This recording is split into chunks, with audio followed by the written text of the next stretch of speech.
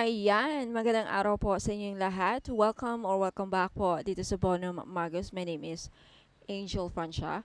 So in today's video collective, alamin natin kung anong mga dapat ninyong malaman pagdating sa inyong love life. Anong mga nangyayari, anong nafe-feel ng person ninyo, anong mga intention niya, anong balak niya, anong posibleng mangyayari sa'yo. But bago yan, collective, gusto ko lang i-flex ang ating pink coral in pink coral pearl necklace. Okay, para saan to? Anong benefits ang makukuha ng pearl na ito, yung pink coral? Pampaswerte. It will enhance your financial prosperity. It will enhance your finances. Lalo na if may business kayo, lalong papatok yung business. If may career ka, mapopromote ka. Pampaswerte when it comes to your finances. And of course, alam nyo ba na ang perlas ay pangpaswerte? Okay, in all aspect of your life, love life, pampaswerte sa'yo, and at the same time, kumbaga, tutulungan ka maging famous. Itong pink na coral na to kasi, pag nagsuot ka dito, ang mga tao sa paligid mo, parang gustong-gusto ka nila, um, maganda ang pakikitungo nila sa'yo. Ayan po. Okay? May nagtanong if they are these stones, do they already possess powers? Yes, they do.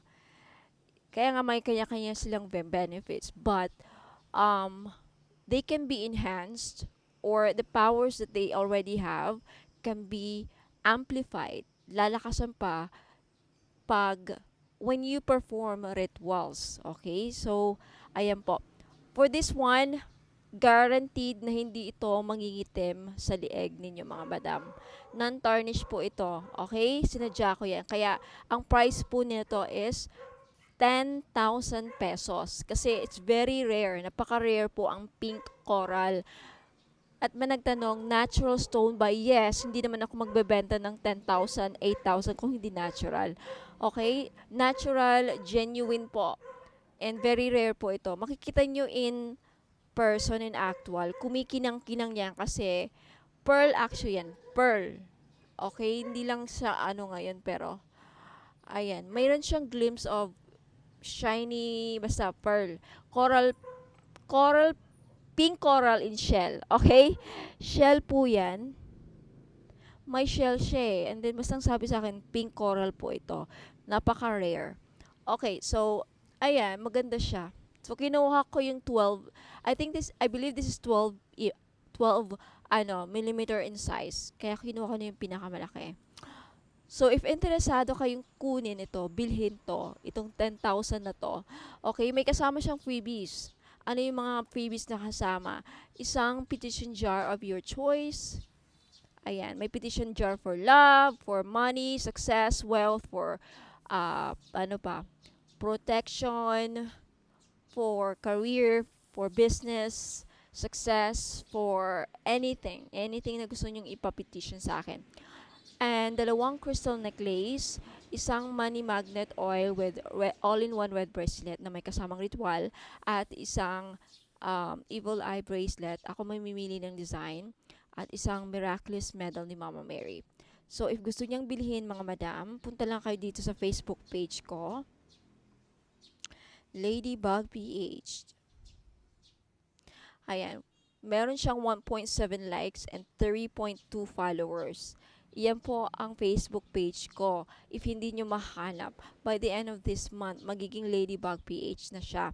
Okay? So, bago kayo bumili, basahin nyo muna to. Walang COD sa akin. Walang free shipping. Saan yung location ko? San Fernando, La Union. But for those na mga malapit, taga dito sa La Union, hindi po ako nag-a-accept ng walk-in, or hindi po ako tumatanggap ng bisita. Okay? Bawal po kayong pumunta dito sa bahay. Hindi ko yung entertain. Totoo, honestly. Um, Kaya para, tawag nun, yung shipping niya, kahit andito kayo sa La Union, bibili kayo, magbabayad kayo. Alam yan ng taga San Fernando City na yung mga tricycle dito, ang taas ng singil. Okay, malapit lang, 30 minutes lang ang ride, 100 plus, 300 pa minsan ang hinihingi. Back and forth 300. Yung papuntang San Juan Beach, 100 plus. Minsan hinihingi pa 150. So sobrang traffic kasi. So, ayan po. Pag bibili kayo and then tawag nun, may bayad po ang shipping ha. Kaya nilagay ko dyan no free shipping. May bayad po ang magpadala ng items. NCR, Metro Manila, 120 to 150. Visayas, Mindanao, 180 to 190 po. Okay? Payment first policy, no reservation. Mode of payment, Western Union lang, pag remittance. Nothing else. Huwag kayong gumawa ng rules ninyo. Pag nagpadala kayo sa Cebuana, nagpadala kayo sa Palawan, nagpadala kayo sa ibang pera padala services, I don't know, hindi ko tatanggapin yung payment ninyo. Kasi ang sinabi ko, Western Union lang. Okay? That's my rules. May mga nagsasend ng pera. Ma'am, pwede ba sa tawag nun? Pagpalawan, hindi ko makiklaim yan. Okay? Ano pa? CIMB Bank. Pag bank to bank, pwede BDO to CIMB Bank, pwedeng Union to CIMB Bank. Pag bangko kayo magbayad, CIMB Bank pwede. Ayan, GCash pwede, Maya Wallet pwede. So, ito lang, 4 lang ang mode of payment na ina-accept ko. CIMB Bank, Western Union, Remittance, International or Local, GCash, at Maya Wallet. Okay, so start na tayo, collective. Alright, ano mga nangyayari? It's been a long time na talaga na hindi ko ginagamit to, kaya sabi sa akin, parang tinatawag ako na gamitin to. So, what's the tea? What's happening in your love life, collective? Anong nangyayari? Ano mga dapat ninyong malaman? Okay, collective. Collective. Now, paalala lang, again, this is a general reading. Kaya, hindi ito magre-resonate sa lahat.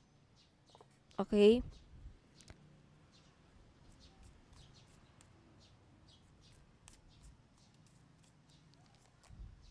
Groupie. Mahilig ba sa groupie ang person mo or ikaw? Let's see why the groupie is here. Moving on. Okay, it's either right now you are moving on, collective, or your person is trying to move on. Sabi niya, thank you, next. Okay, next you have creeping. Ini-spy ka ng person mo. Sinisilip. Mahilig mamboso. Joke lang. Parang sinisilip ka niya. Tinitignan ka niya sa social media. Ini-spy ka niya. Some of you are unbothered or yung person mo walang pakialam sa'yo. Take it how it resonates in your situation. You have child services. Kids at risk of being taken or is about to reporting something, neglect, abuse. It's may napipick up ako dito. It's either right now may problema ang person mo sa anak niya or right now hindi niya naaalagaan ng mabuti.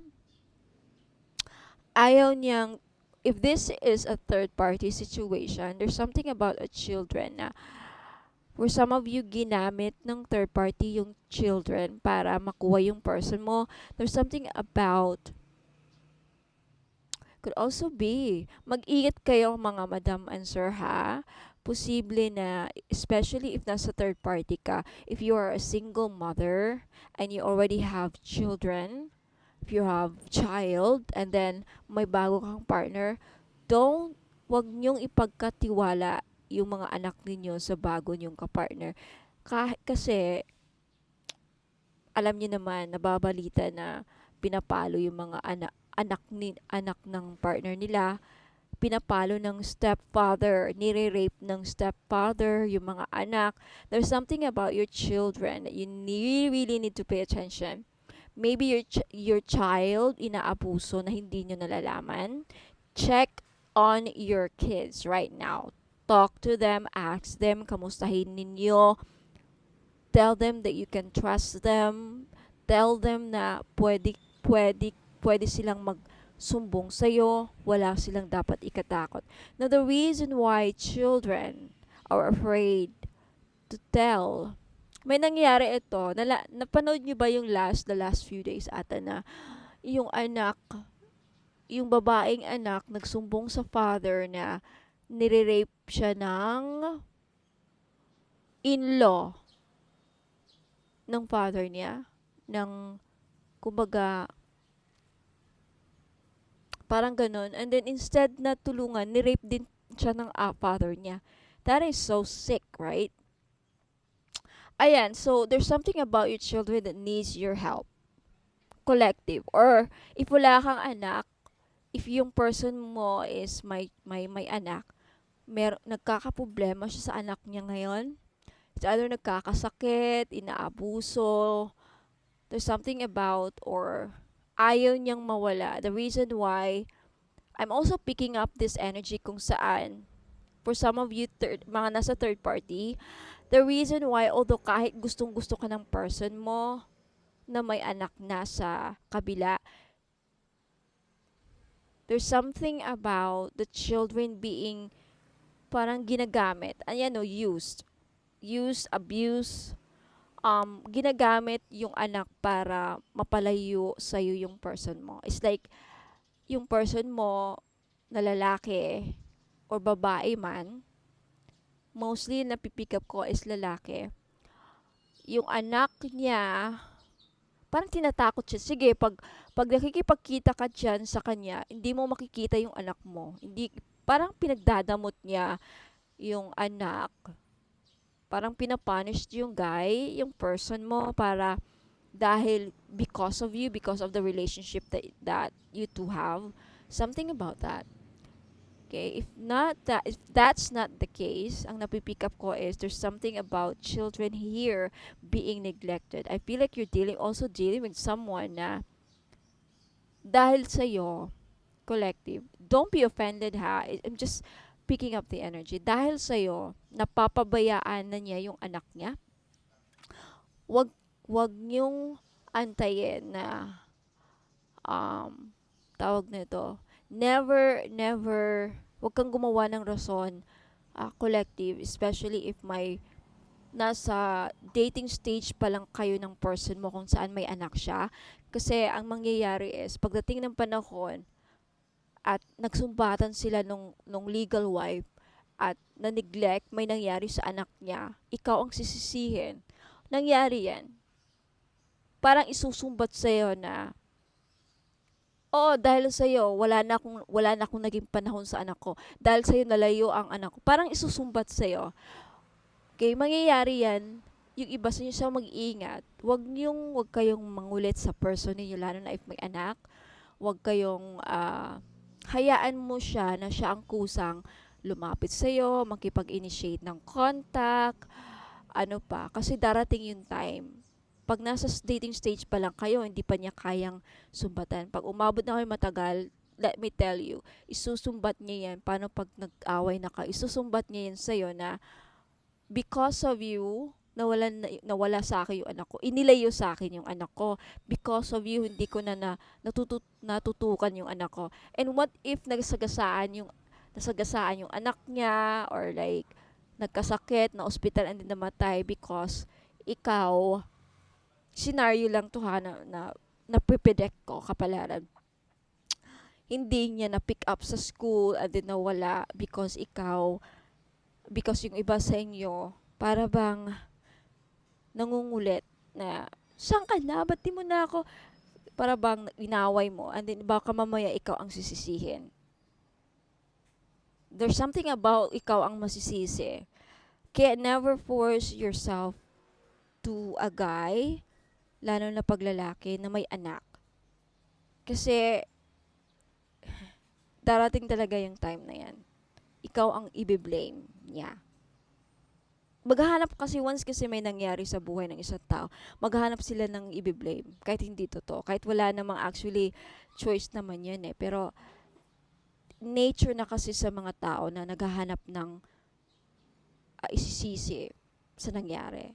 What if nakidnap yung anak niya and then ikaw kakatext ka, kakatawag because gusto mong makasama siya just for a minute or something like that, magkita kayo, and then siya naman para bang na ano siya, parang nahirapan siyang i-balance yung ikaw at yung anak niya, na yung anak, yung mother naman ginagamit niya yung anak na sunduin mo yung anak mo kasi wala akong time. Para bang gano'n, manipulate siya. Yung anak mo nagkakasakit na, ganyan, ganyan, ganyan. And then, yung guy parang nape-pressure na.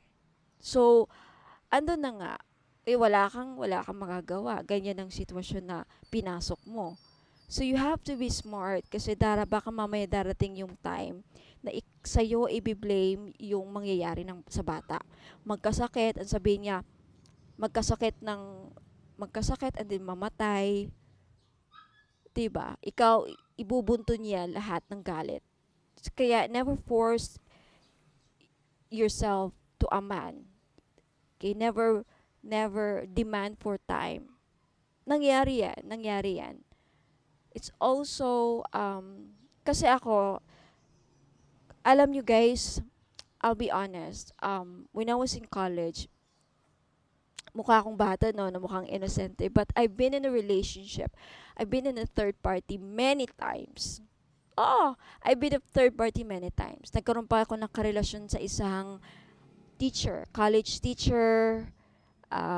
When I was 18, my first boyfriend was 28 years old. Siyang naka-virgin sa akin, honestly. And kaya siguro ganyan ako naging sobrang mature. And then yung boyfriend ko na 27 or 28 at that time, and when I was 18 or 19, may sugar mommy siya.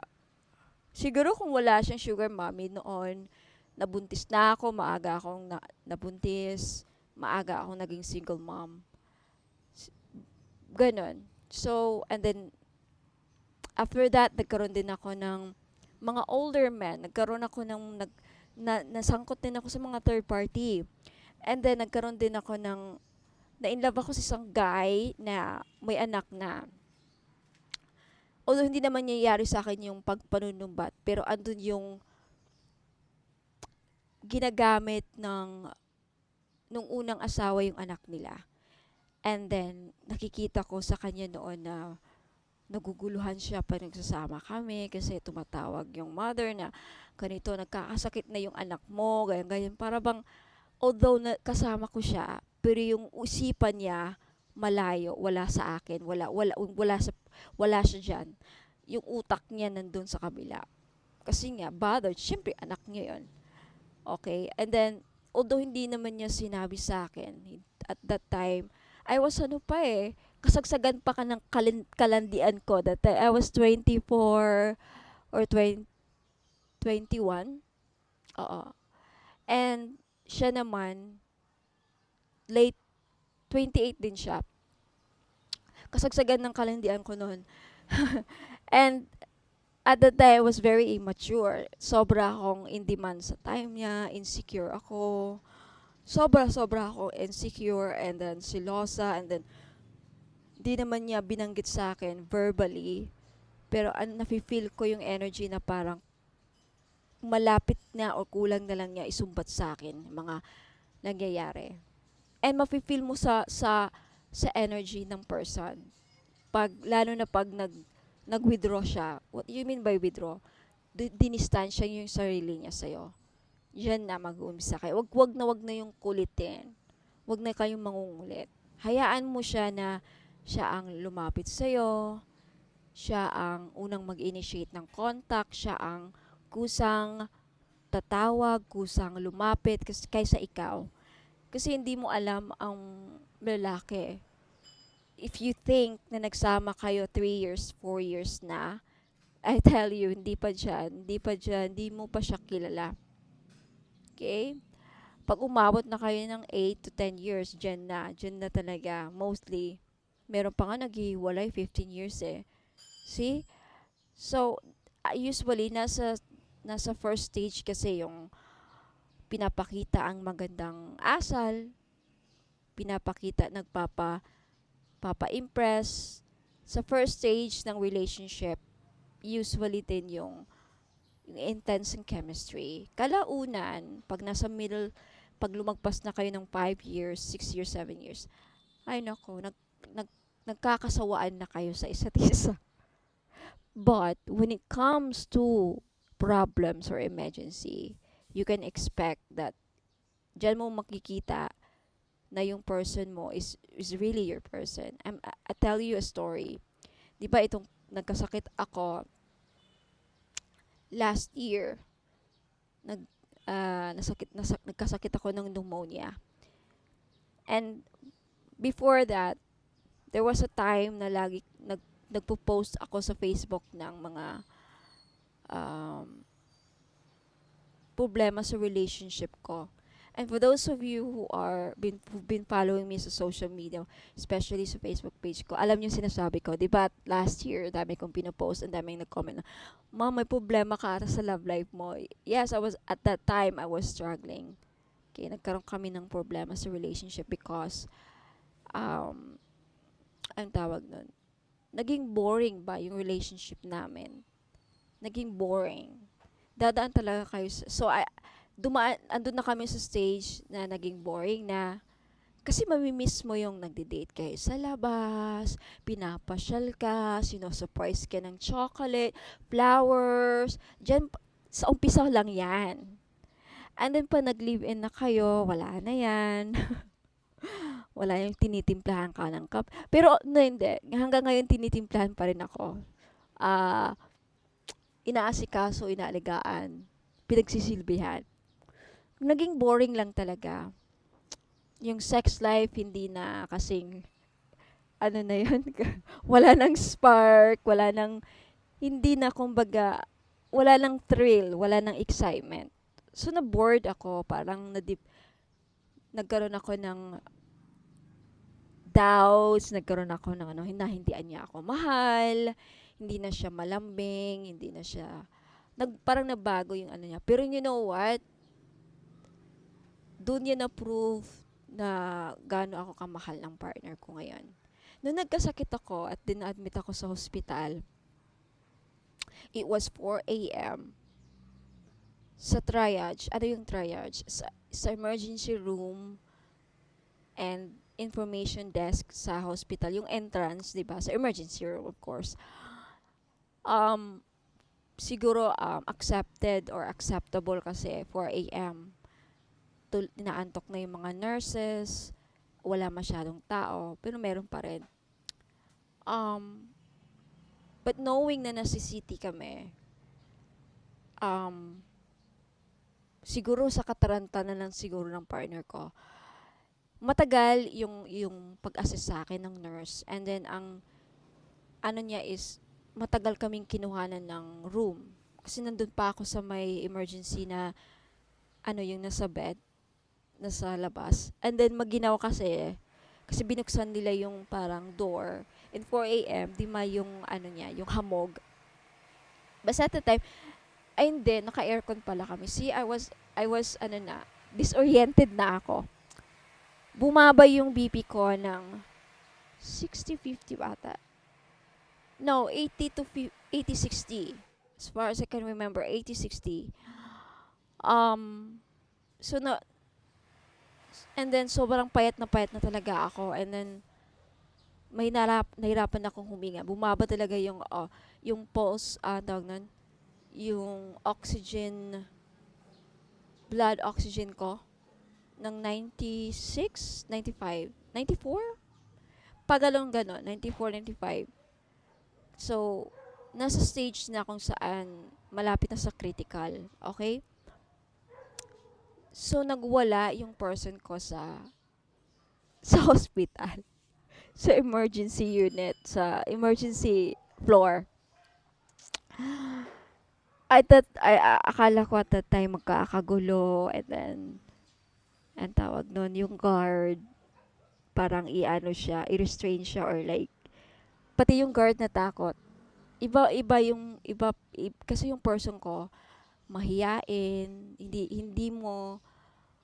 hindi siya naninigaw, hindi tumataas ang boses. Kumbaga yung, pag na-meet mo ang person ko, masabi mo, hindi makabasag pinggan.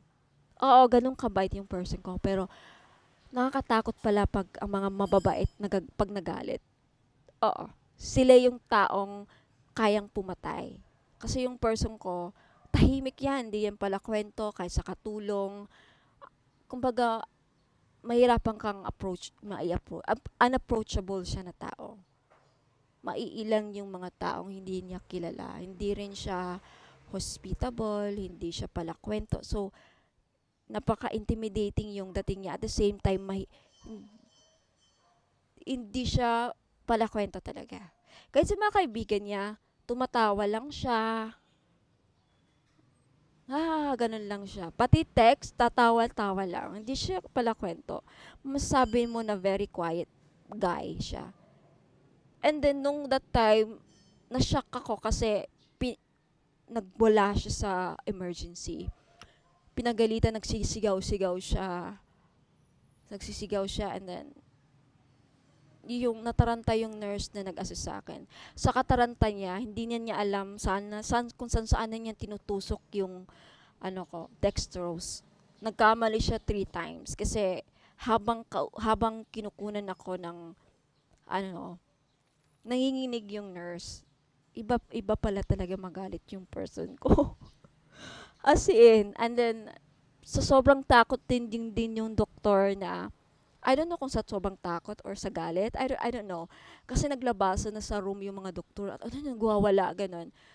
Kasi nagsisigaw na siya kasi pinagalitan niya. Ano ba kayo dito? Mamamatay na yung pasyente. Ganun siya. As in talaga nakikita mo na galit siya. Pinagsasabihan niya yung mga nurse. And thankful din ako kasi kung di rin dahil sa kanya hindi mapabilis yung pag-process ng ko kasi at the time, ako lang naman yung pasyente. Yung iba kasi, ewan ko kung anong inaantay doon. Ako yung And then, sa sobrang takot siguro ng isang doktor, ni-refer ako sa ibang doktor pagdating na pag-akyat namin sa taas. Iba na yung doktor ko. Sabi ko, natakot at yung doktor nakita kang nagwala doon. Ayan, ibang doktor na naman yung sa akin ngayon. And then, wala, tumahimik na siya. Pero nandun, nakita ko yung galit niya. Siya yung taong pag nagalit, kaya niyang pumatay. Kaya niyang yun lang first time ko siyang third time na for 8 years we've been together. Yun yung pangatlong beses nakita ko siyang galit. Pero yun ang sobrang galit na galit. Doon nakita ko na mahal na mahal pala talaga ako ng person ko kahit hindi niya sinasabi, nakikita ko sa action niya na nagwala siya dahil wala nag-aasikaso sa akin. So you see, action speaks louder than words, mga madam. No? Takot siyang mawala ako. Yun lang ibig sabihin nun. So, kaya nataranta siya. Pinagsisigawan, pinagalitan niya na lahat ng mga nurses doon. Sobrang takot. Nanginginig na yung nurse kumukuha ng dugo ko dito. And then, sabi niya, ano na, di mo na alam gagawin mo, Ay, nako, ganun na siya. Wala, nataranta na yung nurse and then, para siyang supervisor na alam mo yun, na nagagalit. Siya siya yung nagmamayari ng hospital doon na sabi ko, oh my God. And then, nanghihingi na ako nun kaya hindi na ako makapagsalita na, tama na yan, babe. Ako nang nagsabi sa nurse na, pagpasensyahan mo na yung partner ko nurse sabi naman niya sa akin, ginagawa ko na nga yung paraan, mami, sabi niya. Natakot sila, sabi ko. Alam ma'am, pasensya na talaga sa partner ko kasi na-stress. Ganyan din siya pag na-stress, mga madam. Kaya ayaw na as much as possible, ayaw kong ma-stress yung partner ko. Hindi niya kayang i-handle yung stress. Hindi kagaya sa akin. Charot, joke lang. Okay, saan na tayo? I think you have someone who's very obsessed about you right now. Someone who's very possessive. Uy, tinitignan yung mga picture mo, moves in silence. Says anything, does anything, makes you up dramatic. You could also be dealing with someone who's very dramatic when it comes to you. I think with this one, yung person mo or ikaw, I think your person's very obsessed about you. Tinitignan ka niya. Look at this, collective. Always looking at your photos. Tinitignan ka niya na hindi niya sinasabi sa'yo. Tinitignan yung my day mo, story mo, reels mo, ano pa ba? Social media. You have someone who's very obsessed about you. Obsessed siya sa'yo ngayon. But, although sa tingin mo unbothered siya, obsessed siya in reality. Deep down, obsessed siya sa'yo. Tinitignan ka niya. Okay? At I feel like your person is having a hard time moving on. Kasi tinitignan pa rin yung mga pictures mo. May anak na to, madami siyang anak. Yung person mo, madaming anak. Iba-iba, siguro 4 na babae. Puro panganay. Or 5. Pang-5. Ayan. Pang-5 or 4. Basta madami siyang anak. Wow. Alright. Ano kayang mangyayari? Anong mangyayari? Ano ang next move niya? Okay? Anong feelings niya sa'yo? Anong nararamdaman niya? So, collective, if you want to know kung anong feelings niya, okay, you can watch this on the extended. Sa extended, magbabayad kayo ng 100 pesos. Kung gusto nyong malaman anong next move niya, sino ito, anong zodiac sign ng etong person na tinutukoy natin, and anong mga next move niya, anong feelings niya sa'yo ngayon. Anong nasa isip niya. Okay?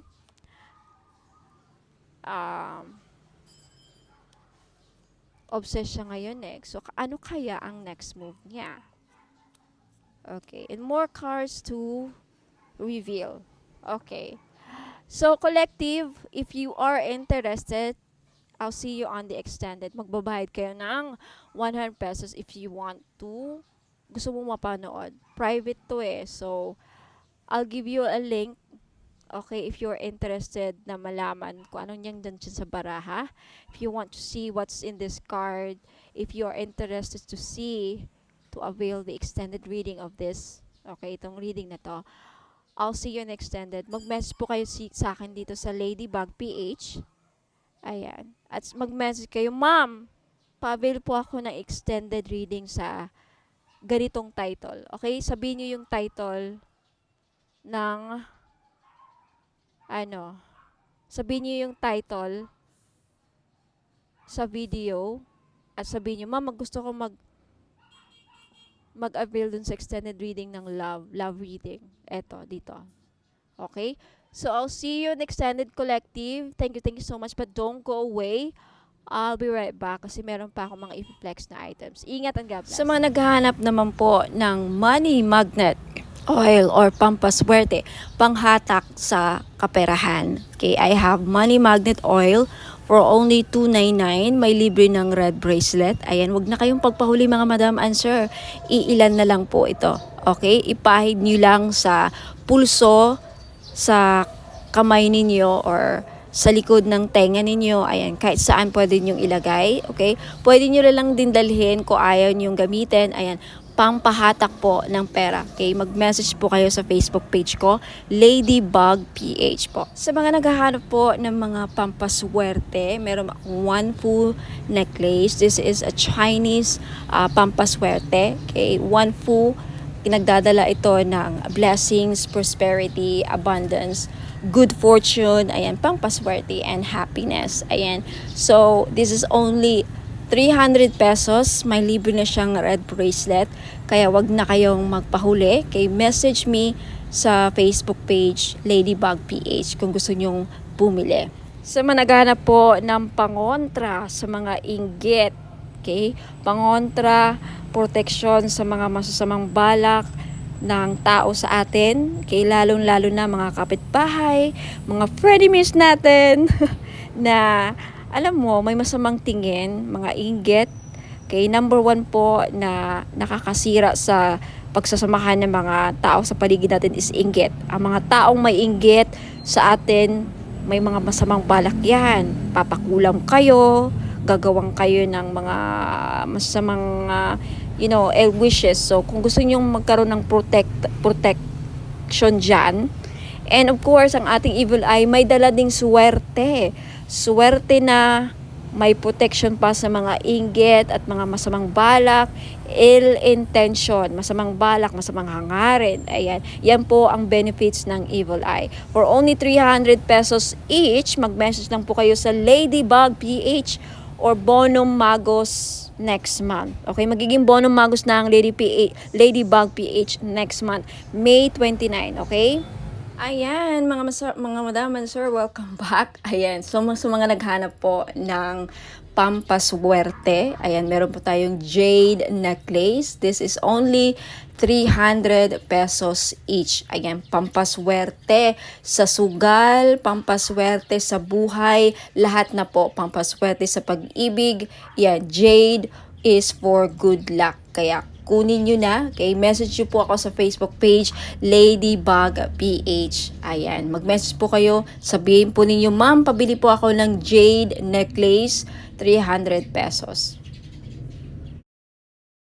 Ngayon sa mga namumblema naman dyan sa pera, meron tayong green aventurine. Maganda po ito panghatak sa pera. This is a money magnet stone, yung green aventurine. So, if namumblema kayo sa pera, hindi kayo maka-loan, hindi kayo makabenta, hindi kayo parang walang pasok, walang perang pumapasok, no?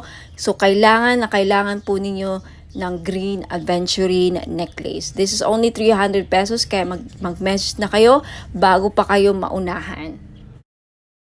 Now, sa mga namumblema naman sa kanilang love life, meron tayong rose quartz necklace.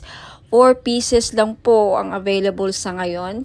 Pero wag po kayong mag-aalala kasi magre-restock po ako in the future. So, sa gustong bumili, ayan, mag-message lang kayo sa Facebook page, Ladybug PH, or dito sa Facebook page if naka-post po ito sa Facebook page, ayan, mag-PM na po kayo.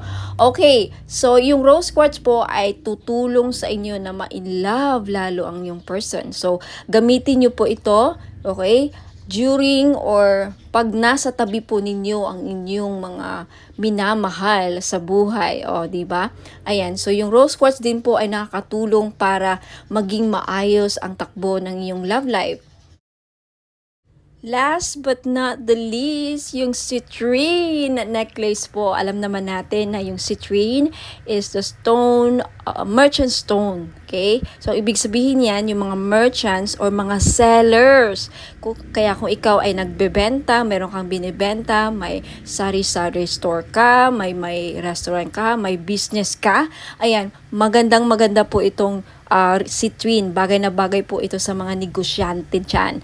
Okay? Para panghatak, pampaswerte, panghatak ng pera, ayan yung citrine.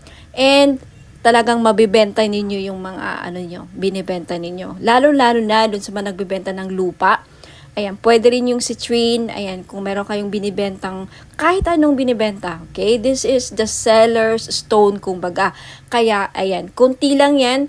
For sure, maraming bibili nito, kaya paunahan lang po sa pagbayad. Kaya huwag ka nang magpahuli, mag-message na kayo sa Facebook page, Ladybug PH Tarot. Kung ito nakapost sa Facebook page, ayan, mag-PM na po kayo.